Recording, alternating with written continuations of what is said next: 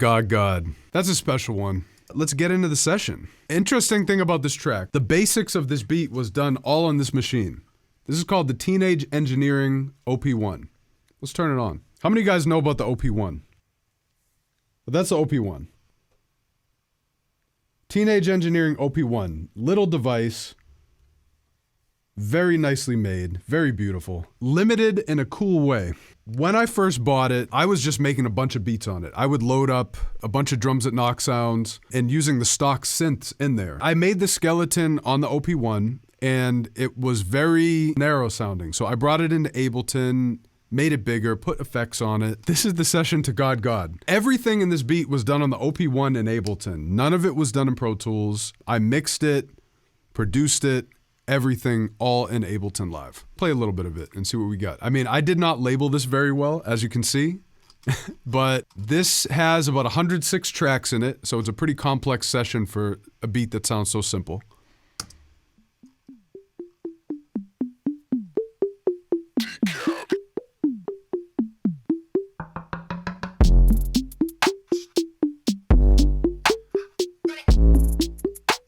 So I soloed the synth line. This was synthesized in the OP1.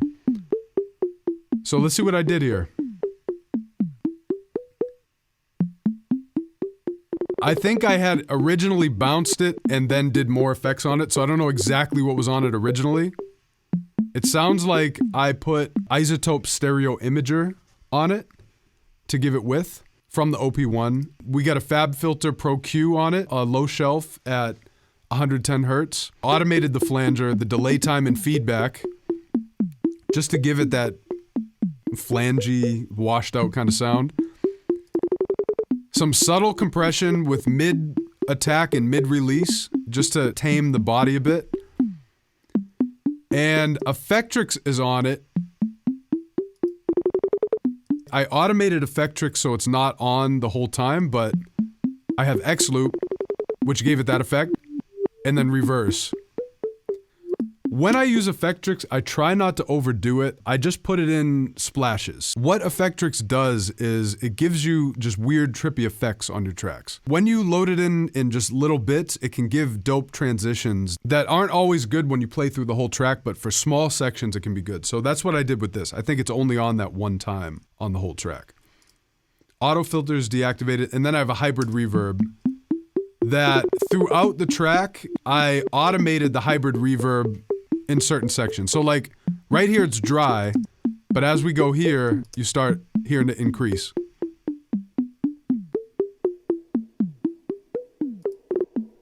You see the dry wet going up. And then if we listen to the rest of the track, what's happening, check it out.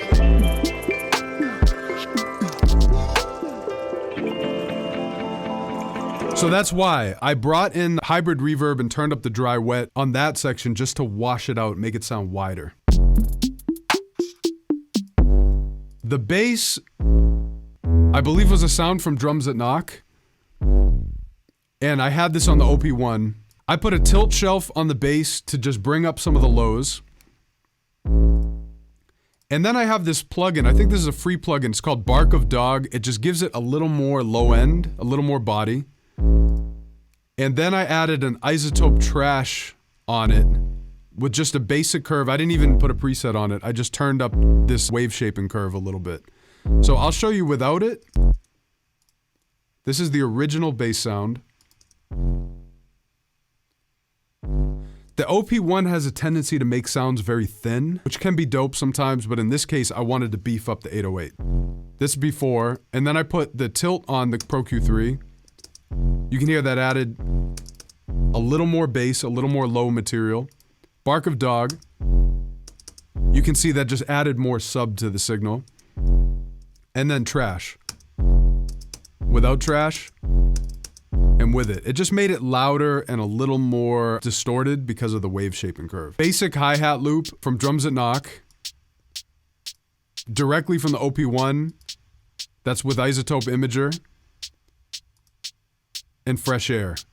So you can see it made it wider and brighter. Isotope Imager, for those of you who don't know, is an amazing plugin. I use it on like every track. It just gives width to the sound. Fresh Air is a very simple effective plugin. It's like a harmonic exciter. It just boosts the air signal in the track.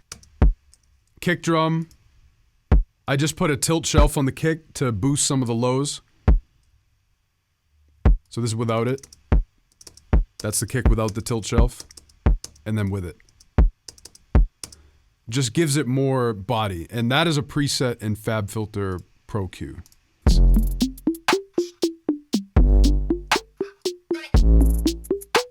And then just little ear candy. I have some of my shouts, some of my breaths, which I did in time with the beat. I think I recorded it after the OP1. That wasn't in the original OP1 beat, but I added that into the Ableton session.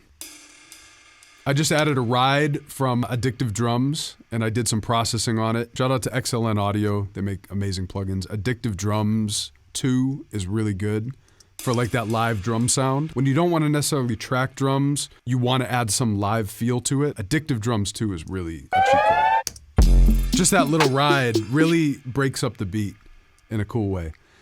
Then in this section, I added 2 loops from Drums and Knock Volume 6. I used 2 percussion loops, and this is them. I'll show you the section I added them in and why I did. This is when my vocals come in, and the keys come in from Torin and Ayo Nick. It opens up the track. So like when I'm working on music, I focus a lot on tension and release. So in the beginning of the track, it's very simple, very basic. And if I just skip to this part, it's almost like a whole different beat. So I like to do these little arrangement tricks when I'm working on music. As you listen to the whole track, you can see how it moves into this crescendo right here. And then after the crescendo, there's like a whole other like bridge part.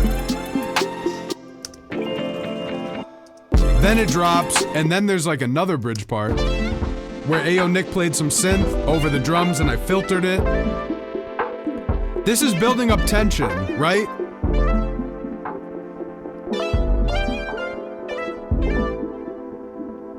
And then we got the release. And then it's back to the very basic beat. Ayo Nick came in. I sent him the basic skeleton of the beat, and these are some of the keys he played. You can hear right now, there's some synth texture coming in. This is the synth texture he played. Very simple pad. And then some other keys come in here. And then he played some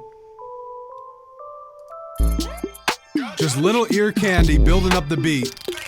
Rhodes.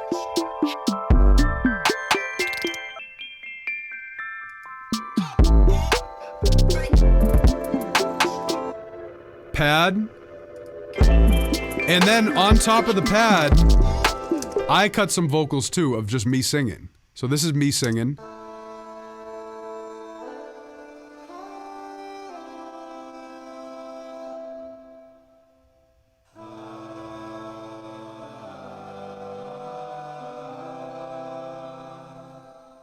I sang heavily auto-tuned because I'm not a singer, but it kind of just all gelled together with Ayo Nick's keys, my singing.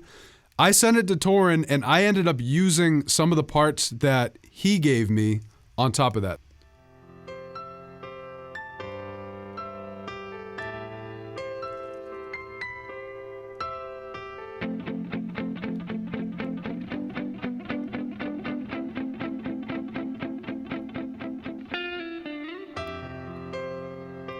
Fire.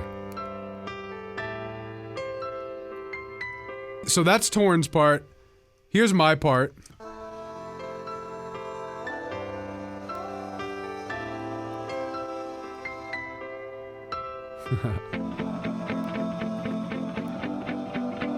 And then here's what Ayo Nick played.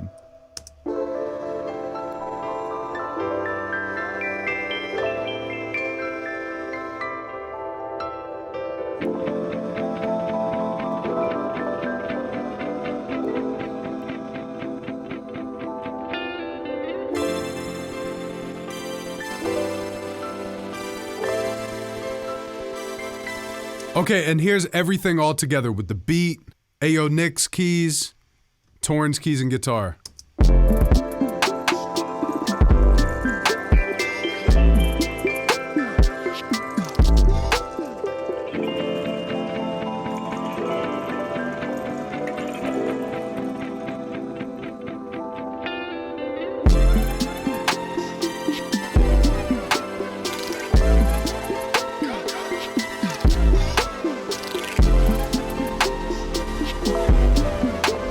you guys recognize that siren? That's a sample. I use that in the stream all the time. It's the J Dilla siren.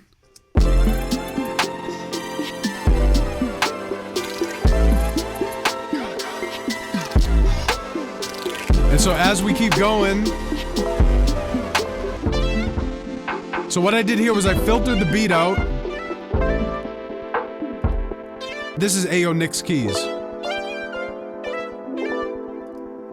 It's dropped out. Now, this is where I shine. I had the roll.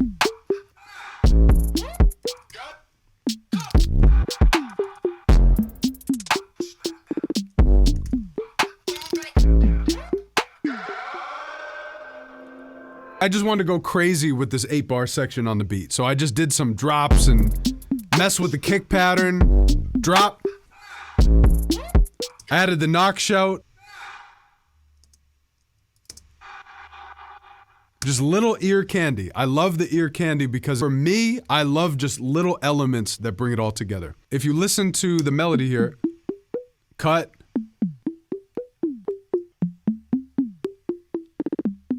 Just those little things, like that's ear candy.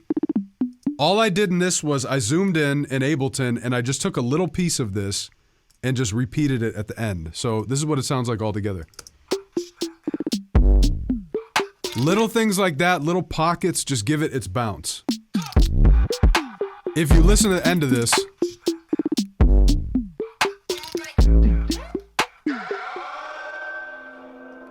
I had the God vocal stretched out, and this section, I have my vocals playing, and this is Torin, what he sent me originally. Torin gave me all these stems and it was like some other shit. It was like a totally different beat.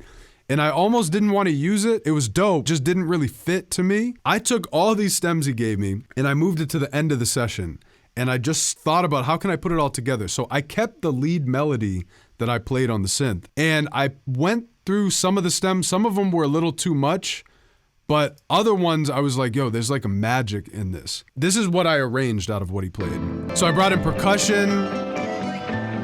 This was a whole epic section, and it wasn't in the track before. I actually had uploaded the track before Torin got on it. It was me and Ayo Nick, we created the first section. Torin played all this stuff, and I brought it to the end of the track, and I just thought it brought it to a whole other place. When you think of future knock, when you think of knock and beats that knock and everything, you think of hard hitting, you think of in your face. I want to bring the melodic, beautiful element to knocking beats. I think it's time for that. Bringing this section to the end, it almost brought like an indie vibe to it. Torin sent me stems that were super clean, super on point. What I did to it to kind of gritty it up a little bit, there's still a lot of stuff on the individual tracks, but basically what I did was I compressed it just a little bit, just so it catches some of the peaks.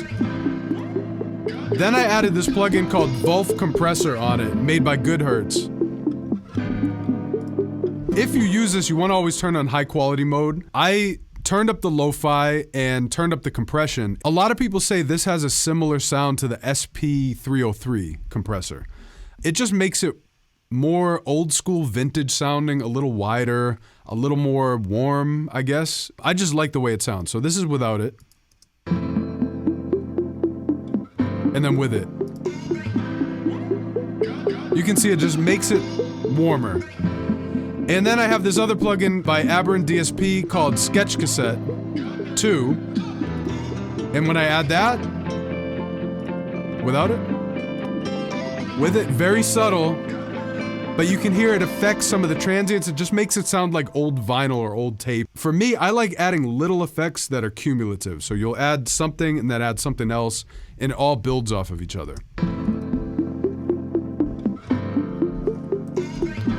Okay, and then on the master channel, let's see what we did. So a lot of times, this is my first plugin on the master. It's Gulfos. I had the recover set to 23 and the tame set to 23. Let's do everything off the master and show you guys what it sounds like before and after.